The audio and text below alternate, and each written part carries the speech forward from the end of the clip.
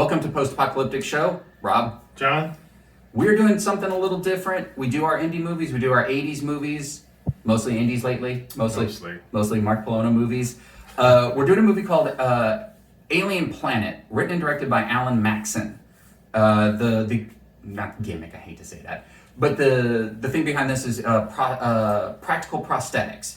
All the aliens in the movie, costumes, nice. Full prosthetics. Old school, we like that. So it's kind of it's in our wheelhouse, but sort of outside of our wheelhouse, and it seemed interesting to sort of tackle it. It's a local LA guy. He's worked on, he's directed and written his own features. He's edited outside stuff. He's been an actor, guest actor in a lot of shorts and movies, and usually the creature. Usually plays the creature, so he's probably like a special effects guy. But speaks from experience. He's doing what he knows. Yeah. Writing what he knows. And I came across this film because a couple years ago I did a countdown to Christmas, and I did his movie Christmas with Cookie, and my gimmick on that was low budget horror Christmas themed movies. So I did 12 of them. Yes. Christmas with Cookie, and I was like, and actually I remember there were only 3 movies that I really liked, and that was one of them because it was bizarre. He played Cookie, which was this prosthetic, so I think he might have been testing it out, telling a story on this alien planet, which was Vasquez Rocks, because LA alien planet, you go to Vasquez Rocks. Absolutely. It was bonkers and it was weird, but there was something super charming about the realness of it, because almost every other movie that year was about cannibals.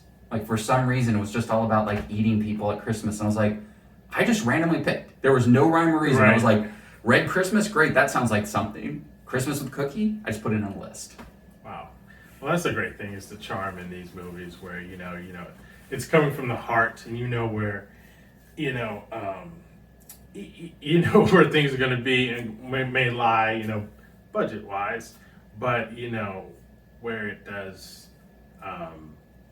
where it's effective is the fact that it's, made with a lot of love and energy and focus and charm. And so that's what I enjoy about these movies. And that's going to be great. So, jump in our rocket ship.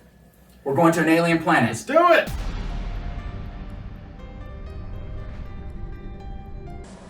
We just watched the movie. We did! Alien Planet. We did it. Planet. All right, and then to celebrate the alien planet, a little campfire. Oh, this is perfect. I hope it's a good badge.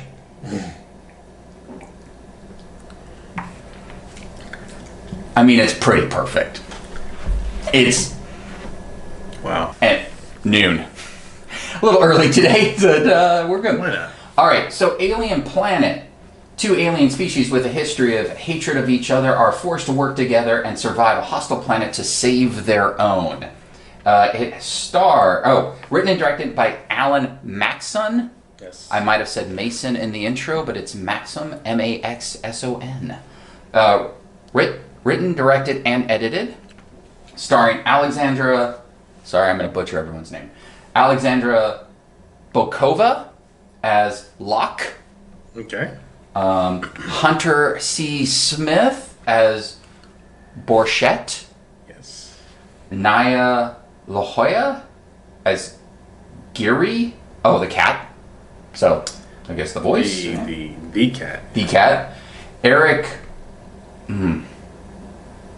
How about Prochnau? He's got long hair in his photo, long hair and a mustache. He looks pretty good. As the Dweller, the creature. Yeah. Which we just called the creature. Richard Dorton as Kaveen. He was the guy in the opening that killed her husband. Mm-hmm. Daniel Edward Masterson. Daniel Masterson. Daniel. Masterson. You're right, Daniel. As Kaak, the husband. Rob Batie as General Dalek, as he was the guy on the TV. Mm-hmm. And Donald Russell as Prefect Lukon. He was the eye patch. Prefect, yeah. So, Alien Planet, John. We did it.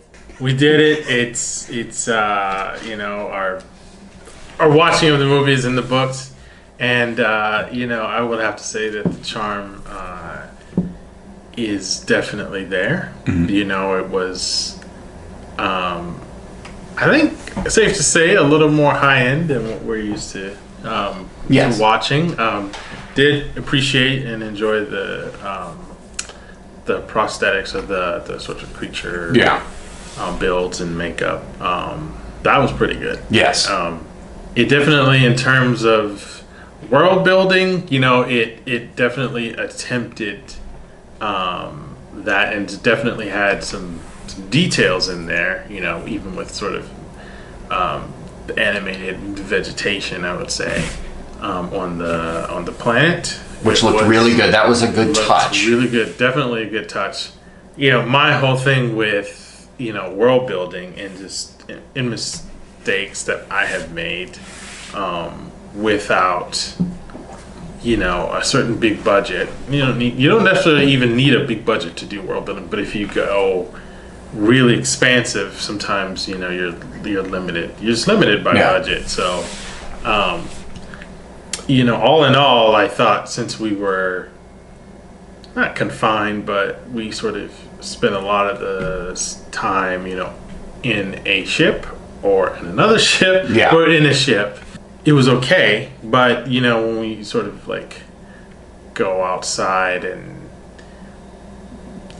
try to like populate that terrain with specifics of a certain world that you build, it's kind of tough to do that. So you do things like I was saying, like in Star Wars, what Lucas did was he knew he wouldn't have, Star Wars didn't have the big budget, so he utilized things like landscape and terrain. So he went to Africa, and he went to different countries to like achieve that, and that really, really helped sell these different spaces. Here, what I like about it is like you're confined to a certain area, to a certain space, go shoot. So I like that part of it.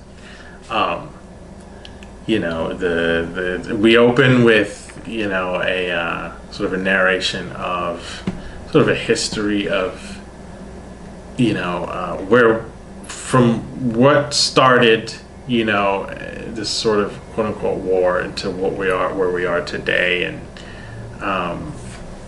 I felt it was I like the drawings, I like the fact that it was being creative and doing that, and I don't think it should be abandoned, but it was just a lot for me, just to open up with, because it was just credits and there's so much going on. So it was visually it was giving you something interesting to look at, because he was listing all the executive producers and stuff because of the Indiegogo,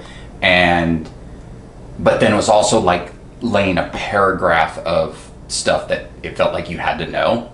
It was like all of a sudden it's like, oh, okay, those bad guys. What planet was it again? Exactly. Oh, no water. Okay, I think I'm ready to start the movie. Yeah, and so it's like, I guess the sort of recent movie that comes to mind that does that, is Black Panther. Mm-hmm. And so they open, it's done really well, but it's like, it's just that, we're not competing with like credits and different things like that. It's just like we're in it, like this is the story, so we're sort of in it. So maybe we would have benefited from that. Like you get through the credits, and then even if it's through storyboards or animation, it's like this planet didn't like this planet, they fought, exiled these people, and you're like, oh, okay. But also, did we need to know that? Like, honestly, like it could just be these people came to grab this thing, because the whole thing was about getting this file. Like, I don't know if I needed the whole world. Like, I don't know if I needed to know that they were fracturing worlds and stuff like that. It was just sort of like, they have a thing that will help our planet go get that thing. Right. And then you go there and it's like, I don't like you because you want our thing and our people have been fighting in the past. That's kind of all. Like, I felt like there's nothing wrong with the world he built, but it felt very, he made such a lush world that it was just too much for what this movie needed to be. Right. And not in a bad way. Like, I think he did a great job. Like, it was just like so much in it. It was a little simpler. Would have been nice. Yeah, because like you said, I think the story was pretty simple and something we can all sort of grab onto. And we have this. You want this. We want to protect this.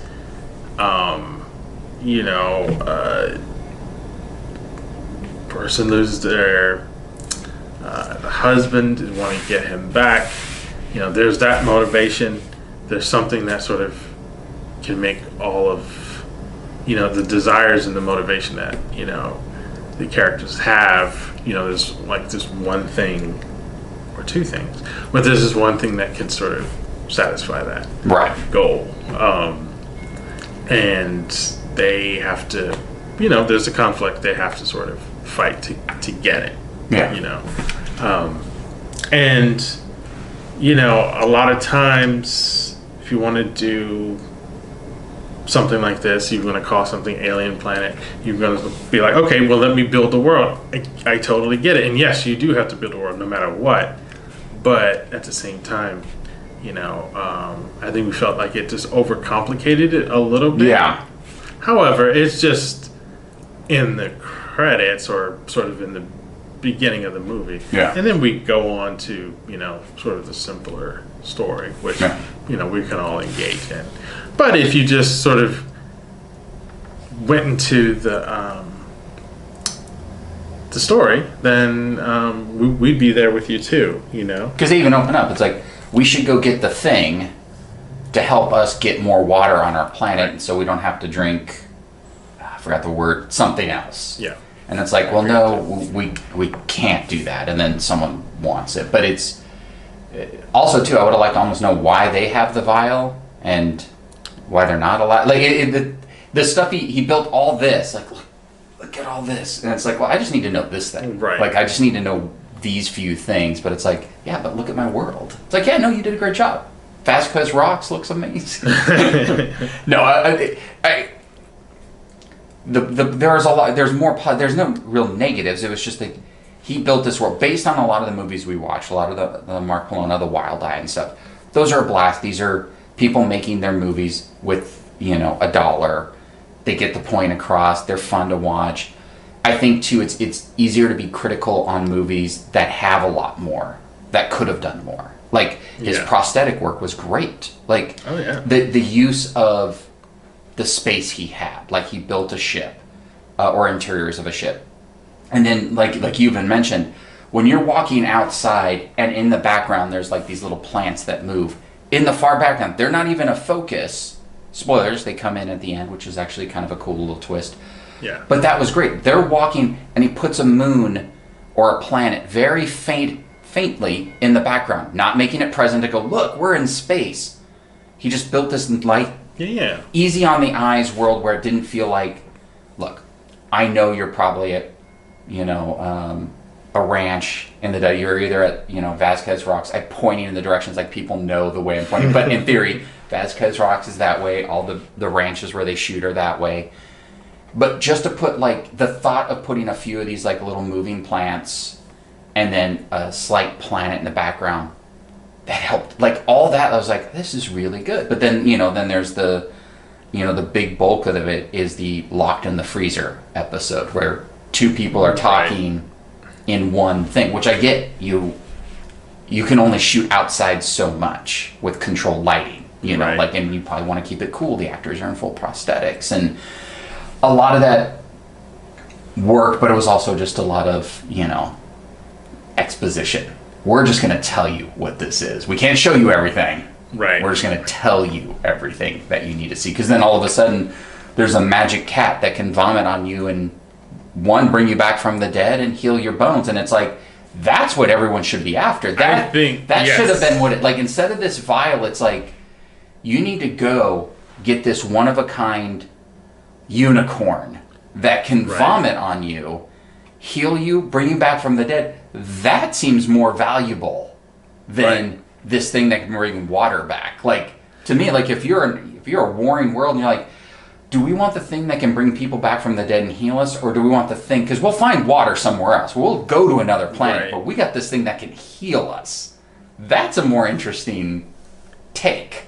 Right, yeah, the unicat, it's just, I'm sorry. I did it on purpose. literally is, it's like, the vial. The vial can bring water back. Why is that important? I mean, if you can find, that whole adage, if you can find water on a planet, you can find life. Right. So water is life. So if there is no water, if the water's gone, then, that means the extinction. So you have to bring the water back in order to, continue on. So I do get that, and I get that as a, whatever resource, whatever, so other science fiction stories have done that. Got to get a resource to, right. Continue the legacy of the population. But when the cat is introduced, I don't think we initially know about the magic vomit, but when we do find out, first of all, it's like, okay, magic, all right, magic, that's what we're doing. Yeah. But hey, this cat, if you got to see this cat is a throwback for me, to things like you mentioned the 80s. Yeah. Things like Clash of the Titans, where it's like this, and I don't think it is, but it's almost like stop motion sort of, almost toy plastic sort of version of a cat, but like an animatronic sort of version of it, and it's quite. I mean, for what it is, it's quite expressive actually. So that's impressive. And the articulation in the cat is when it gets angry and rabid and all that kind of stuff. It's like, okay, this is strange. I'm not gonna lie, but I'm in, know, and she's not gonna pull any. But if the cat's gonna vomit, no, cat's vomiting. We see that over and over, and it is a curative. The vomits, and so as I guess some cats in space are. Yeah. Space cats. Space cats. So when we know that that's going to happen, I was like, why isn't this the prize? Why isn't it get this cat? Because this cat can literally bring people back from the dead. Yeah. And it could be dead for a while, I guess. Yes, either a month or a week. We didn't know how long any time had passed. It felt like a couple weeks, then it felt like a month, and then it felt like an hour. Yeah, and we were just like, okay. And then for me, because, and I get it, set design and all that kind of stuff, you don't have, $60 million to make this. So you have to use with what you got. Even if you do have $60 million, you do double things if you can. Yeah. So that the ship, I was a little confused because the ships are obviously the same, maybe dressed a little differently, which is what you do. Yeah. But maybe not distinctively enough to where I was like, okay, I want a different ship now, because even the creature work, it does they do favor each other. So it's am I looking, and not like the monster. The monster obviously is something way different. The monster's great. And the monster's great. And like a monster, you go, oh, well, that's what the monster should be. But, I couldn't sort of tell, kind of where we were. Right. Because we thought at first we were on the same ship. I'll put some stills up. Because the main guy, I don't remember his name.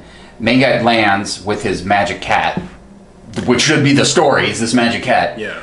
Lands, goes outside on the world, gets captured and is dragged back, and then we cut to another ship that looks almost identical, but it's just sort of in a different location. It almost seemed like it was the other side. So we're looking at one side of the ship, and then we cut to another angle. So we thought it was the same ship, and we're like, oh, okay, this creature overtook their ship. And then all of a sudden it's like, no, we're on a different ship, because then we cut to the other ship that has the cat on it, and we're like, oh, these are two different locations. And that's fine if you're using the same set. I just need to know that it's a different ship. Right. I guess if we saw him walk away from the ship and the ship was never seen again, but it's like he stepped off the ship, got attacked, and was dragged, and then we're back on the ship again. We're like, oh, we're on the same ship. But once again, he did it. He made this movie. Right, and I think you try to sort of differentiate him by like,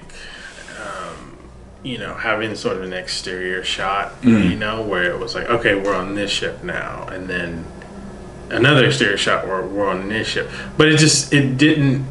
The ships look too similar. They were too similar, and I didn't really. Yeah, you didn't get that. That feeling that okay, we're definitely. I think in certain. I don't like to tell like filmmakers what to do, but like certain things, it's like he's going to. Yeah, but I'm gonna do it now. Just like, it's like you definitely have to make it clear in some respects. Most of the time, 99% of the times, no, you don't. And a lot of the times, I understand like the idea is to, sleight of hand. Like you were like, well, no, I want to confuse you. Yeah. I just don't think that that's what this was. I think it's like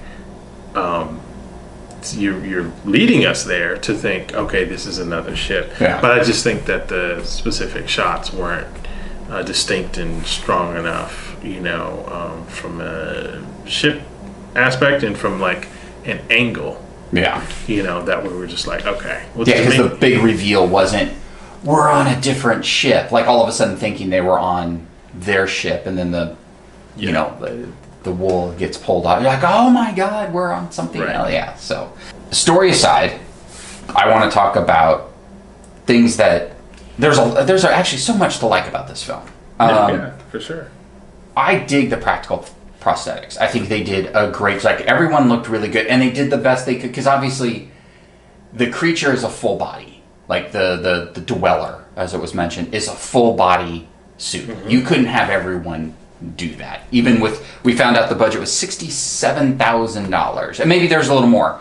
Indiegogo raised $67,000, right, which is mind-blowing. I know some people do that, but the movies I've seen, like I said, I saw Christmas with Cookie. Like he probably has enough of following that he, got people to do it, which is great, but that's a lot of money, which is great. And it's all on the screen. Like if he it doesn't look like he took any money for himself.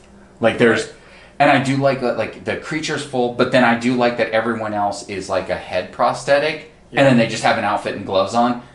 But I appreciate that, because why waste the money? If you have this amount of money, why go above it just to get one thing? It's like I need to build a set. I need to do this. And then, someone goes, oh yeah, we can give you a full body with hands and everything. And it's like, it's going to be an extra $3,000. And you're probably going to have to replace them, because if they're using them a lot, they're going to wear out. How much are gloves? Gloves are $5. Do we have to replace them? No. Get an extra pair just in case they get bloody. Right. And I do like a lot of the practical blood too. Like, because a lot of these other movies we see, you can tell it's just someone gets shot and you're like, blood plug in. Yeah. But I like heads getting pushed into the wall and blood, and it sits there, and then that really great shot where he shoots the creature and blood just sprays on him, and then he gets up and it's almost his outline is against the wall. That's fantastic. Like all the blood, like some of it's over the top, which is fine. Like the one shot, the guy shot in the beginning, he's like, oh, and it's gross. You're like, I guess aliens bleed more than we do. It was a lot of blood, waves of blood, but it helps with the realness of it. Like it felt tactile. Totally, and I think if you're in there and the first shot of someone getting blown away or just getting shot, it elicits a lot of blood. Yeah. And then a lot more, and then a lot more, and then more. Then you're like, okay, I know where I am. So like, then the blood after that is like, it's fine. Yeah. It's sort of like Tarantino's gonna go bloody. Like he's not gonna just go, well, maybe a little bit. No, he's gonna go super, super, and then it's gonna be over the top. But then there's a reason for that. But then you get it. So for this, I don't think we know how alien biologics. Yeah. I don't know. Aliens bleed. Yeah. But you're gonna tell us, and we're gonna go along with it. So it's fine. But just sort of the practical stuff. The Like even like when they like, I love like when the dweller was like throwing creatures at them to eat, like these, like this, just it was just like this mash of wetness. Yeah. Like it would hit the ground and it was like, oh my god, that just works. And then they would take a bite and then like vomit blood and just stuff is coming. I'm just like, that's real. Like that's all.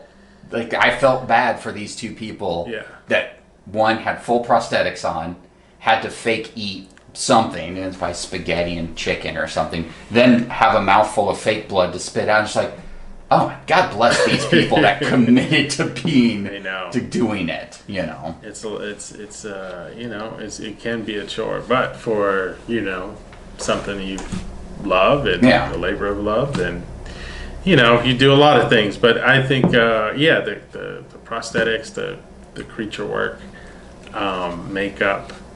I think if we saw the top, in the face, yes, I can buy the fact that they just have like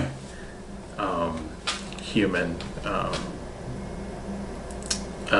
torsos and legs, but that goes a long way, and I think you really appreciate that work. Yeah, like that, because the head works, I don't care about anything else. Yeah. Like the head was just okay, and then you had the rest, like it's like, okay, we're just going to put in a different body. It's like, it's almost like the cat.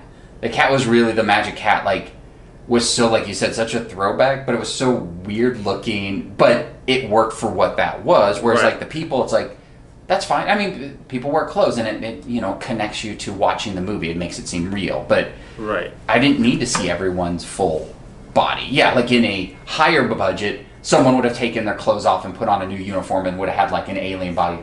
Didn't need it. Right. Yeah, I mean, if if the other way around, and like, this part of the body was amazing. Yeah. And then the head was like, I mean, it's just the normal. Then you go, well, I mean, either or. You really wouldn't respond to it. Yeah.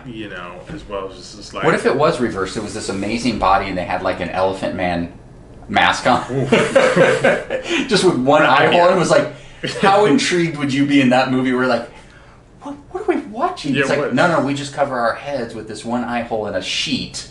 Then the rest is just this ripped alien body. Like, I don't know what this movie is. It's like a strange choice, but it's a choice. Yeah, everything's a choice. But overall, like I thought he did a great, like, for doing the writing, directing, and editing, which a lot of people do when they're making their films and everything. Like, everything was done, there's no right or wrong. Well, yes, there's wrong ways to do things. Yeah. I thought everything, like the setups, the lighting, everything, like, it all looked really good. I mean, he had done a few things before, so this isn't like, it'd be one thing if this is the guy's first film, then it would be like, holy shit, this guy. But he knew what to do, and there was nothing. Most of the time we'll watch a lot of these going, well, that was a weird choice. We would have, but it's like, something would dictate this should have been done this way. But other than, I mean, I think, probably our biggest complaint is script. Like, yeah, I would say so. I think all the other stuff, we know we're not watching something that is,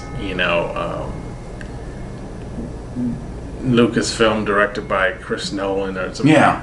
This is that's not what we're here for. Yeah. So all the touches were just sort of gravy, Yeah. I thought they were great. But at the end of the day, no matter what it is, it's story. Yeah. And so, I'm of the opinion that, we talk about big budgets and stuff like that, but you don't need a big budget. You can make a movie for $5,000, $1,000, $100, and if the story is there and if it's simple and accessible, then that's a great movie. So like the story sort of has to be. It doesn't have to be great, but it has to be good. Like, it's so easy. I don't want anyone to think that I'm thinking that, all you had to do was just, do this and pull this out and do that. It's so easy. It's incredibly easy when you make a film to get to a place where things just become confusing, or because in your head it's a certain way. I think you were talking about in your head, you know the world, you know this, you know that. And it's so easy for like you not to think about how is an audience who doesn't know anything about this, how are they going to receive it? It's hard to do that. And it's easy to just, go back into your own sort of world and head and just work from that angle. So, I was surprised at how easy it is to like, put some images together and people to like get the exact wrong impression of what I was trying to do. I'm like, no, it's obvious. Oh, it's not obvious. So, these things aren't necessarily easy, especially when you're doing like a feature. But, a simple story done well is the result of a lot of hard work and focus. So, and not simple. So, I say that to say like just stick with a couple things, or stick with your main thing and just make sure that through line is there. And so that was kind of things were kind of a little fuzzy here. Again, all the charm or all the other stuff was great that we talked about. But if we had a criticism, it would be the story, I think. Yeah, because I think it's always hard. Like I always say, like when we watch these, when we're doing our '80s series and we're watching films that were given, like a $5 to $20 million budget back in the '80s, money, and and they're like from directors that are known and writers that are known and actors that are known. I'll critique more of it in a different eye. But these are people that are fundraising, doing it on their own. So it's a critique, but not in the same way. Yes, it's like more eyes and hands were on it, and you sit there and you're watching like, although Carnival was really good, but or Carney was really good, but like this, like some of those are. They just sort of get bogged down with stuff, and you're like, "What were you guys doing? You had all these eyes, and it's like you had all these main actors. Like, what was the like for us? It's like figuring out what went wrong in this like studio picture that no one saw. Like, they spent $30 million, they released it in March or something. Then you watch it going, like it hasn't come out yet, but like our Raggedy Man. You watch it going, it has all the right elements. Like everyone in it's really good, but then there's just something that's. Then you just have the Raggedy Man, which is all based on is this weird subplot that has nothing to do with anything. So it's like it's easier to critique that because it's on a different level. Whereas this is a guy who did 95% of the work. No, absolutely. And so it's like it's mostly just sort of like like with all of us, we get in our head. Like he built this world, but then he was also trying to build it for everyone. And it's like if you just cut some of that back, like if you watched it with a critical eye, like you said, you step back and someone points these things out to you, it's like, but why do we need to know all this? Because ultimately it is a simple story. It's like these people have a thing that these people want, but then they have to work together for a common. It's all just it's all things we've seen before, but it's just like and once again, it's like I get it. He was trying to make this big film, and it is a big film. It looks big, but it was just like got bogged down in story bits. Right. No, absolutely. I think that, it's also like comforting to go, look, you know what the main thrust of your story is? It's this. It's like drama. This person is trying to get something, this person also trying to get something. They're not talking about this. Yeah. But, and then they clash and there's conflict. But always stay true to that. Like, don't try to like get out of, because I know it's like, well, let me do this with this, and let me do this, and I mean, we all sort of fall into that trap. But it's like, just know what it is. We know what it is, and it really keeps the audience engaged when it's like, okay, I know what this is, unless it's some sort of thing where you want to confuse them. But if it's not, I know what this is. Let's keep on being true to what it is. It's like if listening to, drop names, but like Zemeckis talk about time travel and Back to the Future Q&A. It was like, you talked about rules, and it's like, first of all, we had to get our rules together. Because if you don't have the rules and you don't spell out the rules and you don't adhere to the rules religiously, like it all falls apart. Right. And so it's like, that's what you need to do. You need to make sure this is my story. This is the main thrust. We have to have all these characters working in service of, that story. And then we can enjoy it, you know, and not go, well, but what about, and why isn't, but, Monday morning quarterbacking, like you said, there's a lot happening, there's a lot going on. But just looking at it and watching it and enjoying it, but then, being critical of something, it would be the story. Yeah. And I'm going to put a little spoiler banner at the bottom in the next second. So I'm going to leave the spoiler banner up, because I don't know if people have watched this or not, because it's new. Spoiler banner up until the very end. The only thing I really want to talk about, now we're going into spoiler. I love that the end, everyone dies. I don't know why. That just made me happy. That to me, all of a sudden was like, it's also sort of a no resolve ending, because it's like, they don't leave on the spaceship or anything. I just kind of love that everyone's dead. Like, I don't know, like there's something about that, it just, I've always liked when someone does something different, and I really appreciated that. I love that it was just like the water stuff, or the serum falls, plants come alive, and just murder everyone. That's it. End. Credits. We're all dead. And then the other planet that he was supposedly, needed to get this vial for, we're all dead. Yeah. It's like, oh shit, just everyone died. I don't know. I really appreciated that. Very nihilistic of you, and very, I love it. It's great. It definitely caught me, it's the ones that, oh wait, so everyone died, like we're really doing this? Yeah. And so it's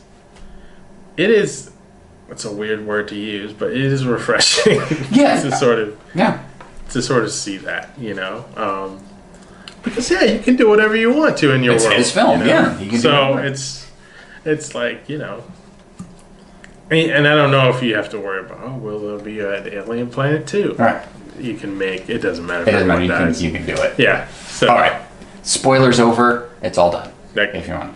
Magic Unicat comes in and just brings everybody back to life anyway. So Unicat. Yeah. Unicat, Alien Planet 2. My pitch. Sorry. Done. Unicat. or it'll be like Alien Planet, Unicat. Oh, there it is. You gotta do it as a whole thing. Yeah. So Alan, if you're looking for ideas for number 2, hey, Alien Planet, Unicat. Yeah, there it is. I'm in. Yeah, I don't know. So in the end, I liked it. I think too. it was. This is always the refreshing ones, because once again, we love Mark Polona. We love that world. It's fun, but it's kind of fun to dive into someone else who's made a movie, obviously with a little more money, $67,000. That's like 6 Mark Polona films. Yeah, at least, if not 7. But I loved, this guy has a focus and a goal. Because I've already saw Christmas with Cookie and everything, but I'm curious of what the next thing is. He did something very interesting where it's keep a tag on what he's doing. It's what's the next thing? Because I feel like this is a good what's the next film. Because some of these we've watched going, okay, maybe we'll come across this director again. I don't know. Yeah. But this would be one where it's hey, we watched that other movie. That was really good. He's doing this now, and I think that's really good. Once again, this is a good calling card type of, movie. Yeah, and you can really tell that, he's sort of passionate about these things. Obviously, creature work, obviously, sci-fi, and sort of sci-fi camp. Yeah, too. I think it leans into that actually. Right. So, it's the cat is, and just thinking about it, it's really good in so many ways, because it's yes, it's strange, but it's strange in a way that's just not. It's still well done though. There's a lot about that cat that is well done. That you have to. That certain things that seem that aren't deliberate probably are. Mm-hmm. So it's just.